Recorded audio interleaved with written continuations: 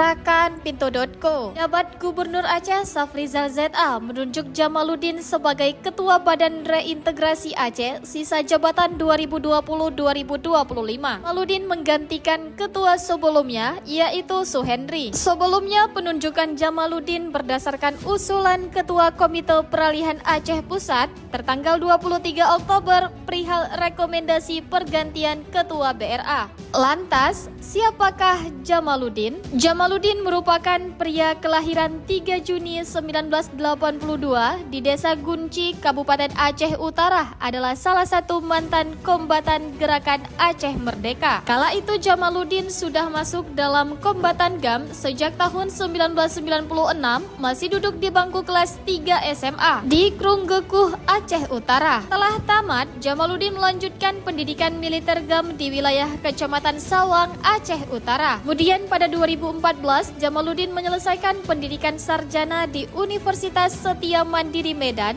dan memutuskan lanjut pendidikan pasca sarjana di Fakultas Ekonomi Manajemen Universitas Syah Kuala. Lalu pada 2019, Jamaluddin mengabdi sebagai dosen tetap di Universitas Teknologi Nusantara Cilegon, Banten.